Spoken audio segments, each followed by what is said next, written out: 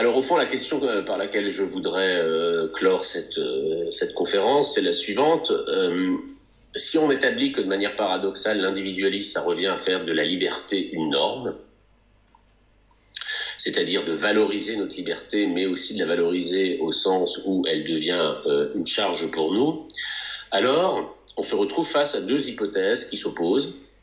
Une hypothèse libérale optimiste et une hypothèse plus pessimiste que j'appellerais, avec Michel Foucault, l'hypothèse disciplinaire.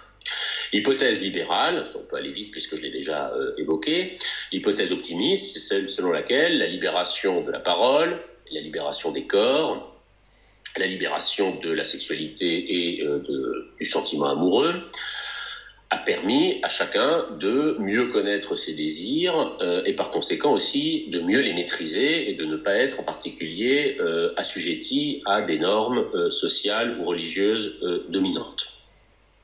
L'individualisation des sentiments, des pratiques, l'individualisation des corps serait donc le meilleur moyen de concilier en quelque sorte la liberté et puis la possibilité de l'épanouissement et du bonheur. Mais on a vu que cette hypothèse, même si elle est défendue politiquement par un libéral comme Benjamin Constant, eh bien lui-même est conscient, si je puis dire, des limites qu'elle peut trouver. Mais il n'irait pas jusqu'à dire que, en réalité, comme Foucault, que ce qui nous est présenté en permanence comme étant un gain du point de vue de la liberté, c'est-à-dire le fait que nous ayons encore une fois un seul corps et que ce soit à nous, en quelque sorte, de le gérer, de le maîtriser, eh bien, on peut considérer que c'est en réalité une nouvelle discipline. Contrôle de soi, on l'a vu avec Elias, ou discipline au sens de Foucault, c'est-à-dire l'intériorisation d'une norme qui est d'autant plus efficace que nous avons le sentiment que cette norme vient de nous. Et là, évidemment, on pourrait prendre l'idée que une fois qu'on admet que le corps que j'ai, que les sentiments que j'ai, que la vie que j'ai en quelque sorte viennent ou ne sont que le reflet de ma liberté, alors nous serions nécessairement, et pour une part c'est d'ailleurs vrai, amenés à rentrer dans des logiques, je dirais, de la performance, même dans le domaine de l'intime. C'est-à-dire, c'est un peu, je dirais, le triomphe du « parce que je le vaux bien », c'est-à-dire le triomphe de cette croyance selon laquelle ma vie n'est que le reflet de mon individualité. La vie que j'ai dans la sphère sociale dont j'ai peu parlé, professionnelle, et dans la sphère affective ou sexuelle, ne serait jamais que l'expression concrète de ce que je vaux. Et évidemment, dans le cas où cette vie n'est pas heureuse, où cette vie rencontre des défaillances, alors non seulement je suis malheureux, si je puis dire, mais en plus l'individu se sent responsable de son malheur. Donc il y a une sorte de double peine. D'une part, et c'est bien d'une certaine manière ça qu'incarne la figure d'Adolphe, une double peine au sens où je suis non seulement pris dans des histoires qui ne conviennent pas ou qui ne me satisfont pas du point de vue de mes désirs, mais en plus je dois penser que comme ce n'est plus la société qui m'a dicté mon destin, mais moi-même, je suis en quelque sorte assujetti à ce que je suis, à mon identité. Alors, est-ce qu'il faut choisir entre ces deux hypothèses? Est-ce qu'on est obligé soit de porter un regard à la Houellebecq sur la libération des mœurs, la libération sexuelle en disant que ça n'a mené qu'à la misère, ou est-ce qu'on est tenu, au contraire, de valoriser, je dirais, de manière inconditionnelle et quel qu'en soit le prix, l'individualisme contemporain du point de vue des libertés qu'il nous a apporté? C'est là qu'à mon avis, en tout cas c'est l'hypothèse que je vous suggère, il faut distinguer deux plans. Et justement la référence à Benjamin Constant permet de les distinguer. On peut distinguer le plan des effets psychologiques de l'individualisation ou de l'individualisme. Psychologique et d'ailleurs psychophysiologique. Autrement dit, si on s'intéresse exclusivement, je dirais, à la quantification du bonheur. Vous savez qu'il y a des tentatives d'économistes qui aiment bien quantifier quantité de choses, y compris le bonheur des sociétés. Bon, probablement qu'on arriverait à une conclusion qui ne serait pas, en tout cas qui ne marquerait pas un grand progrès aujourd'hui par rapport à ce que furent le sentiment de bonheur général que les individus pouvaient avoir dans des sociétés plus anciennes. Tout simplement parce que l'individualisation des corps, l'individualisation des sentiments et l'individualisation des pratiques sexuelles favorise, on l'a vu, le contrôle de soi. Elle accroît considérablement le champ de la responsabilité, puisque dans des domaines qui autrefois étaient régis par des normes transcendantes, ces domaines-là deviennent au fond à ma charge. Et aussi, troisième point sur lequel j'ai pas encore beaucoup insisté, évidemment, ça valorise, si je puis dire, dans le champ de l'intime, j'appelle intime à la fois les relations amoureuses, sexuelles et pourquoi pas même amicales, ça favorise la concurrence. C'est-à-dire qu'en réalité, l'individu psychologiquement qui s'est convaincu lui-même que sa vie, c'est-à-dire le nombre de relations qu'il entretient, des relations affectives qu'il entretient, je répète, amicales, sexuelles, amoureuses, quelqu'un qui s'est convaincu que sa vie concrète ou ses relations concrètes ne sont que l'expression de son intériorité et de sa valeur, aura tendance, évidemment, à vouloir multiplier ces relations, ou en tous les cas leur donner une intensité qui, dans l'usage des plaisirs, comme disait Foucault, dans la forme de sociabilité qui nous caractérise, qui pourrait au fond marquer notre réussite. La question, encore une fois, c'est le point central de cet exposé, la question de réussir sa vie ou pas prend une dimension dramatique absolument première à partir du moment où on a acquis la certitude que ce qui n'est pas réussi ici-bas ne le sera pas au-delà. Ce que j'ai traduit en disant « nous n'avons qu'un seul corps ».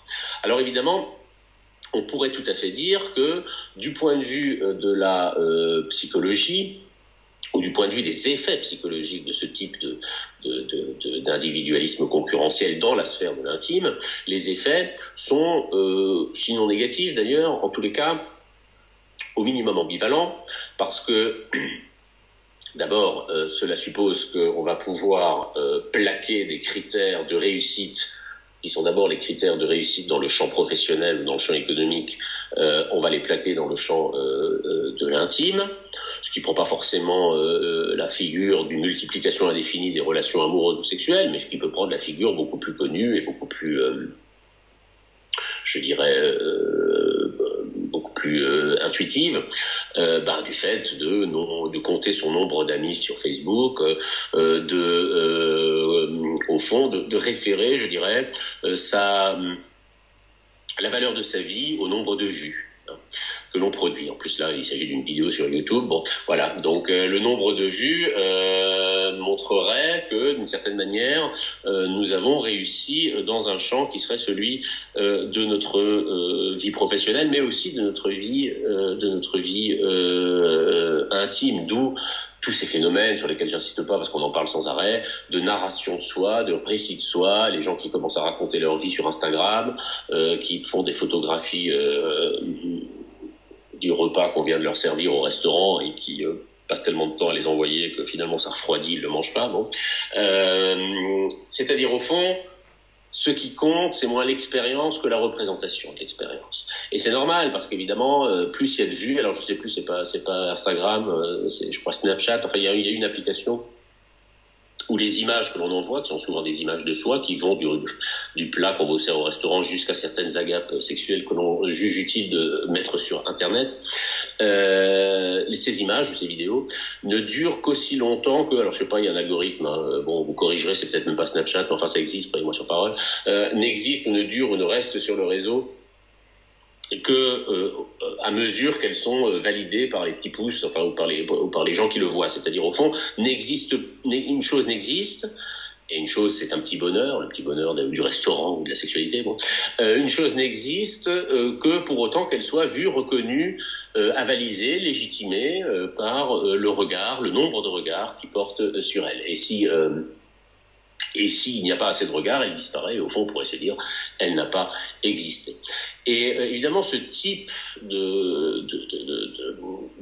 disons, de valorisation de soi, de contrôle de soi, ou même, on peut dire, de représentation au sens littéral de soi, favorise ce que un sociologue contemporain, Alain Ehrenberg, a appelé la fatigue d'être soi. La fatigue d'être soi, c'est vraiment la maladie, on peut dire, de l'individualisme, en ce sens qu'il faut toujours être à la hauteur de soi-même, c'est-à-dire en fait toujours remplir les normes de réussite qui pèsent socialement sur l'individu. Puisque je ne suis rien d'autre de plus que mon corps, au sens large du terme, alors, évidemment, la tendance que j'ai, c'est à mettre en scène ce corps et à le représenter en permanence aux yeux des autres. La réussite et l'échec ne sont plus dictés, encore une fois, par des critères ou religieux ou politiques, en tout cas disons collectifs, mais la réussite et l'échec sont déterminés, dans certaines formes même peut-être caricaturales que j'ai citées avec ces applications, la réussite ou l'échec d'un repas, d'une relation, d'un amour, d'une relation sexuelle, sont déterminés, enfin, tout le monde ne montre pas ses ébats sexuels sur Internet, mais d'un baiser, je sais pas quoi. La valeur, la réalité, plus que la valeur d'ailleurs, d'une chose, sont déterminées par le regard des autres, puisque l'individu lui-même tout seul ne sait jamais vraiment, au fond, s'il a vécu quelque chose. Alors, la difficulté par rapport aux diagnostics que l'on fait sur l'individualisme contemporain, qui sont généralement très critiques, la société des individus serait une société pauvre, ou une société pauvre en sentiments, pauvre en intensité, ou une société qui serait justement totalement déterminée par la concurrence, la performance, qui au fond rendrait les gens plus malheureux qu'ils ne l'étaient sous une bonne dictature, très bien.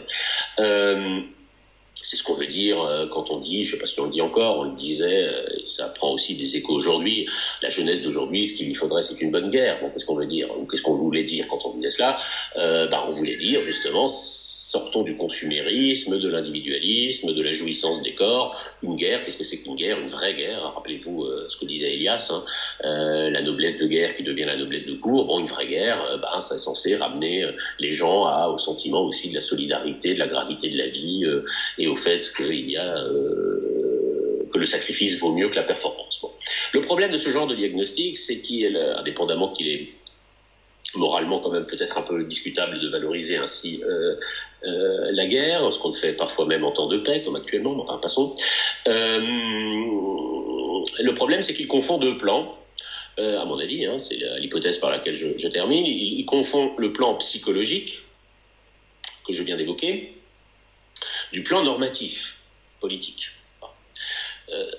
Si on est comme Houellebecq et qu'on considère, et avec beaucoup de gens, que la libération sexuelle des années 60, a mené aujourd'hui à une plus grande misère sexuelle, de deux choses l'une, ou bien ce diagnostic est faux, c'est-à-dire que le problème, si vous voulez, c'est quand on parle de la misère sexuelle du monde contemporain, le problème, c'est une métaphore, la misère sexuelle, mais la question c'est de savoir qu'est-ce que ça serait que la richesse sexuelle. Qu'est-ce que c'est qu'une sexualité réussie? Qu'est-ce que c'est qu'une vie amoureuse réussie? Il n'y a pas que le sexe. Parler de misère sexuelle, c'est simplement constater qu'effectivement, il y a des pathologies, si je puis dire, des souffrances qui sont liées au désir. C'est quand même pas une nouveauté propre aux sociétés occidentales. Mais quelle serait l'opulence en la matière? On ne peut définir une misère que par rapport à une richesse ou une opulence. Ça, personne ne nous le dit. Donc déjà, méfions-nous de la quantification des désirs, des plaisirs et des amours, consistant à dire qu'aujourd'hui nous serions plus malheureux ou plus misérables qu'autrefois. Autrefois, je ne suis pas convaincu que nous fûmes, si je puis dire, au XIXe siècle, au XVIIIe et au Moyen-Âge, beaucoup plus dans l'opulence à ce niveau.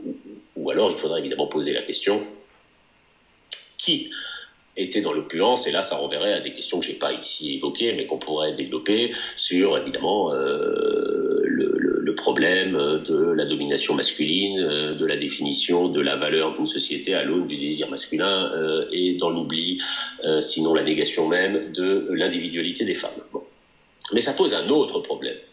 Cette thèse selon laquelle, je répète, l'individualisme s'est reporté contre l'individu, c'est que même si elle est vraie, psychologiquement, c'est-à-dire même si l'individualisme constitue en tant que tel une épreuve, une difficulté, et évidemment il ne peut pas en être autrement, puisque si je suis libre de mon corps, eh bien je suis responsable de ce que j'en fais, eh bien même si c'était vrai, ce dont je ne suis pas sûr, du point de vue psychologique, ça n'impliquerait pas, ça ne justifierait pas, sauf par un saut logique, c'est là où la philosophie peut permettre peut-être de réfléchir un peu sur les types d'arguments, ça ne justifierait pas de dire que puisque ça nous rend plus malheureux, par hypothèse, je répète, eh ben c'est mauvais. C'est-à-dire, nous devons y renoncer. sauf si on pouvait, et ce que je ne crois pas, confondre, je dirais, ce que doit être la norme politique d'une société libre avec le bonheur. Parce que dans ce cas-là, évidemment, c'est la porte ouverte à ce qu'on peut appeler, à ce qu'on a appelé dans la tradition moderne, le paternalisme, c'est-à-dire le fait de se référer à une instance, un roi, un président, une église, qui saurait mieux que nous ce qui est bon pour nous. Bon. Et donc là, on est toujours dans une confusion, je dirais, ou on est le plus souvent dans ce type de discours, dans une confusion entre ce qui vaut pour notre équilibre personnel, psychologique, éventuellement corporel, et puis d'autre part, ce qui doit être institué par la société. Et les discours sur c'était mieux avant, doivent être, à mon avis, toujours analysés. Il y a des choses qui étaient mieux avant, d'un point de vue, mais ce n'est pas la même chose de dire c'était mieux avant et au sens, les gens étaient plus heureux, ce qui est tout de même très sujet à caution, et c'était mieux avant au sens où il y avait sur tel ou tel point plus de droits, plus de liberté. Alors là, on peut commencer au moins à discuter du point de vue des principes, c'est-à-dire non plus, et c'est ça au fond par quoi je veux conclure, la distinction radicale entre le discours sur les principes et le discours sur les expériences. Les expériences peuvent être éventuellement, ça reste encore à démontrer, plus difficiles, plus douloureuses.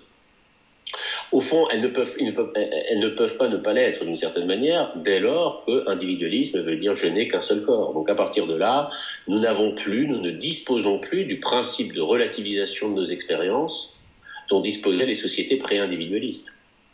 Et dont disposent encore des sociétés qui ne sont pas aussi individualistes que les autres. Je pense par exemple à la société indienne, société de caste. Parce qu'à partir du moment où une société est fondée sur des castes, sur le refus de l'individualité, alors effectivement, l'esprit sacrificiel y est valorisé. Puisque au fond, ça n'est pas si grave qu'une vie individuelle non seulement d'ailleurs soit ratée, mais même soit arrêtée, je dirais. La mort peut être relativisée dès lors qu'on pense qu'elle n'est pas le terme absolu de l'expérience. Du point de vue psychologique, il est certain que ce type de croyance marque une forme de force pour affronter le pire. La question, évidemment, c'est de savoir si cette force psychologique peut être érigée au rang de normes politiques ou de normes même sociales. Une société individualiste, au moins dans le sens que j'ai essayé de développer. Moi, je ne reprends pas pour moi-même l'individualisme dans toute sa globalité libérale, simplement l'idée on n'a qu'un seul corps. C'est une société qui effectivement est plus fragile, qui est plus vulnérable, et on le voit bien aujourd'hui. C'est une société où, par exemple, je vais conclure là-dessus, puisque il faut quand même, c'est les choses auxquelles nous pensons. Nous sommes dans des sociétés où la mort d'un individu, même âgé, est considérée comme un scandale. Nous sommes confinés, pour finir sur l'expérience que nous partageons, nous sommes confinés non pas, et les autorités ne le cachent pas, non pas pour éviter que la maladie se propage, pour la faire disparaître. Nous sommes confinés parce que si le coronavirus s'était répandu librement, si j'ose dire, nous n'aurions pas été en mesure, c'est la société française, les hôpitaux français n'auraient pas été en mesure, Italia a fortiori d'ailleurs, n'aurait pas été en mesure de faire face à l'afflux de malades. Autrement dit, il y aurait eu encore beaucoup plus de morts qu'aujourd'hui, mais beaucoup plus de morts qui auraient pu être évitées si nous avions été en mesure, ce qui aurait été d'ailleurs très difficile, il y a beaucoup trop peu de lits d'hôpitaux, mais par contre une société je ne vois pas quel régime aurait pu prévoir, pourrait fonder son hôpital sur la possibilité du coronavirus. Bon, alors qu'est-ce que ça veut dire ? Ça veut dire qu'en fait la mort d'un individu, y compris à l'occasion d'une épidémie, est considérée comme en elle-même scandaleuse, et que les autorités les autorités publiques ne peuvent pas prendre la responsabilité d'utiliser un langage de justification par le destin, par Dieu, par la fatalité, ce qui pourtant peut se faire dans des sociétés non individualistes, et se fait d'ailleurs dans les sociétés non individualistes. Alors on peut dire effectivement, avoir un discours un peu je dirais justement guérir en disant mais qu'est-ce que c'est que ces sociétés de chiffres molles qui ne supportent pas l'idée de la mort et qui par conséquent axent intégralement leur politique, et là même de manière assez radicale pour ce qui est du confinement, sur le fait d'éviter qu'il y ait des morts surnuméraires. Alors, c'est là où il faut réfléchir. Il est certain que cette société, la nôtre en l'occurrence, enfin les sociétés occidentales, en tant qu'elles sont individualistes, n'ont plus cet esprit de sacrifice. C'est une fragilité, ça les met certainement en fragilité par rapport à des sociétés où l'individu n'est pas valorisé comme tel. Mais cette fragilité-là, et au fond je le pose sous forme de question, je pense que vous avez compris quelle est ma réponse, mais cette fragilité-là ne mérite-t-elle pas justement d'être défendue? C'est-à-dire cette fragilité-là, en tant qu'elle est le résultat au fond de nos libertés, c'est-à-dire le fait de considérer que n'ayons pas d'assurance qu'il y a une vie après la mort, ou que n'ayons plus l'assurance qu'il y a deux corps possibles, eh bien au fond il faut prendre soin de ces corps. Et nous ne pouvons pas simplement les laisser, je dirais, ou les passer par pertes et profits lors de catastrophes du style de celles que nous vivons. Et beaucoup plus généralement, indépendamment des questions de pandémie, beaucoup plus généralement, il ne me semble pas légitime de conclure d'une faiblesse psychologique, d'une fragilité d'ailleurs plutôt psychologique, à une faute ou à ou quelque chose de négatif du point de vue de l'organisation même de la société. Quelque chose peut être juste du point de vue du droit et produire des effets qui sont des effets psychologiquement ou individuellement négatifs, ou en tous les cas plus douloureux, tout simplement parce qu'à l'horizon de ce paradoxe se trouve justement le concept de liberté, qui n'est pas simplement, que je ne considère pas simplement comme réductible à la liberté des modernes de Benjamin Constant. J'avais parlé de Rousseau dans une autre conférence, mais qui, en tous les cas, la liberté, par définition, c'est ce qui nous rend à la fois plus responsables et d'une certaine manière, plus fragiles. Puisque nous sommes tenus de décider de nos choix.